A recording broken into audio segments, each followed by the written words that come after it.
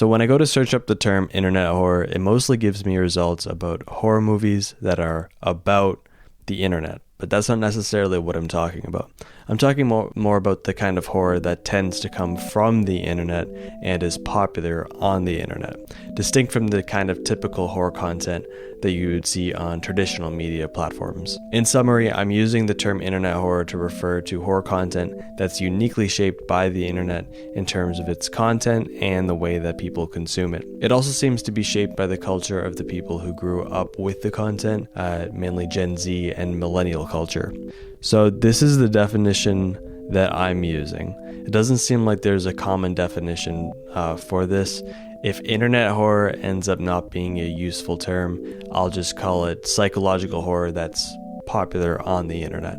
The one source I found that seemed to broadly categorize all of this content in the same way that I am was a video from the YouTuber McCullough, who I'll talk about later.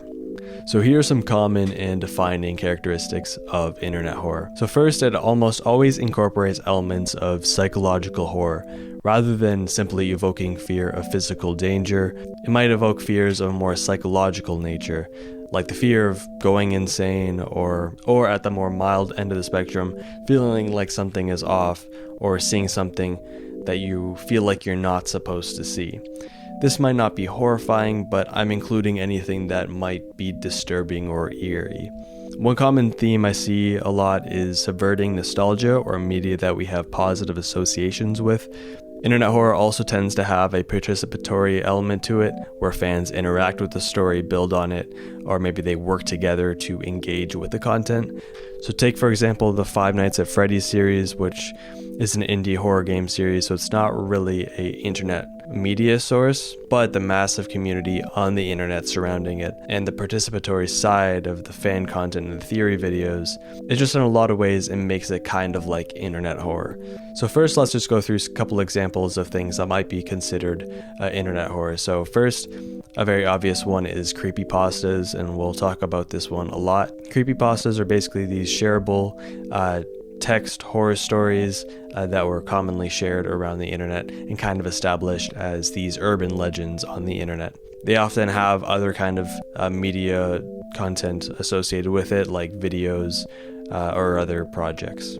Another one that's popular these days is liminal spaces, which are these pictures and sometimes videos that are floating around the internet of these spaces that are empty and often also evoke almost like a sense of nostalgia. There's also analog horror, and there's also just plenty of YouTube videos that you might find that are just creepy and weird. There's also internet mysteries and ARGs, anything where people might be working together to try to figure out this creepy mystery or game. Now I'll be getting into some more in-depth theories of how exactly this kind of content scares people. Some of the characteristics of internet horror that I listed were taken from these sources.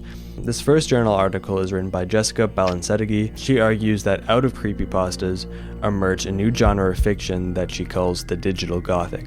Before the digital gothic, there was regular gothic fiction, and one of the common elements of gothic fiction was creating fear through a sense of ambiguity, feeling like there's something from the past that was haunting us, but we don't really know what its origins are, and there is this atmosphere of mystery. The digital gothic does a lot of the same things, but updates it in the context of the internet and technology. A lot of creepypastas originated on websites like 4chan, and she argues that this website shapes the nature of creepypastas, since the users were often anonymous and the posts were usually temporary. So the origins of many of these stories are unclear, which really adds to that sense of mystery. It quickly establishes them as scary folklore or urban legends that might be true, rather than just pieces of fiction. This can be related to a lot of other internet content too, such as weird or creepy YouTube videos that don't seem to have any context, that just mysteriously showed up on the internet.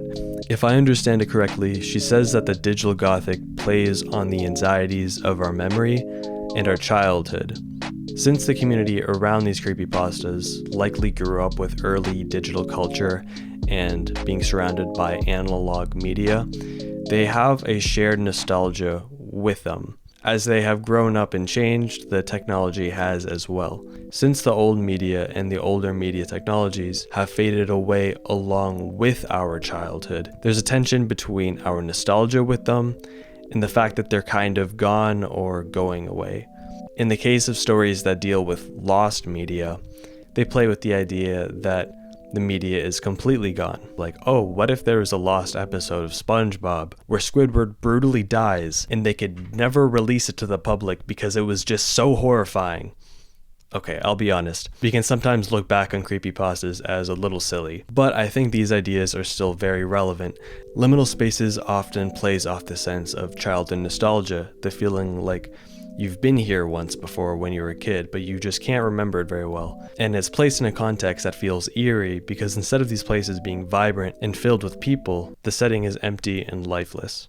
But it's definitely interesting to call the digital gothic as its own unique genre. And honestly, the term covers so much of internet horror that maybe it's even a better term to use. So this is another journal article by Joe Ondrak that argues that creepypastas create horror by exploiting the fact that on the internet, you can never know for sure what is real and what is not real. So when people paste creepypastas in comment fields or image boards alongside posts that are supposedly real, it appears like a real story rather than something that is explicitly a piece of fiction. I would add that this clearly extends beyond just creepypastas into any kind of creepy website or YouTube video that doesn't explicitly show itself to be an intentional piece of art or fiction. So he calls this blurring of the line between fiction and potential fact ontological ambiguity, or hauntology. He also draws on the idea of another academic named Line Hendrickson to point out how new technologies in the past were used to disprove ghost stories and mythical ideas. He argues that over time this was able to create a more clear distinction between fiction and reality, but he argues that creepypastas uses the idea of what if the monsters are haunting the technology in our minds instead of the physical world? Because now we can't track it down and definitively say that these stories are false. You can think about how many creepypastas and other internet horror are about haunted video games and TV shows and websites. It would also explain why the horror that is popular on the internet tends to be much more psychological. The ghosts are haunting our minds and technology rather than the physical world. And if you're reading it on the internet, well, then you're exactly where the ghosts might be. That was my best attempt at summarizing some of the main ideas in this article. To be honest, the article seemed a bit beyond my level of understanding. He also talks about a lot of other things, like relating creepypastas to broader cultural movements. Okay, so enough with the academic articles. Here's a video that I mentioned earlier by JJ McCullough, and I won't get into too much since you can just watch it yourself.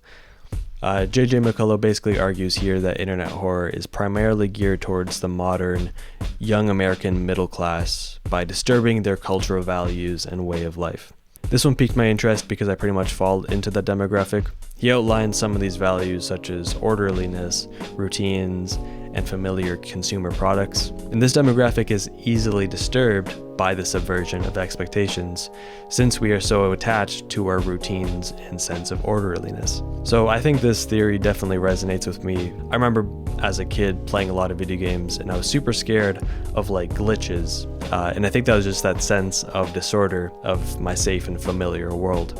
So he argues that internet horror achieves this horror by doing things like depicting strange or haunted or mysterious websites. He argues that middle-class people want these things to have a clear purpose and reflect the norms we grew up with.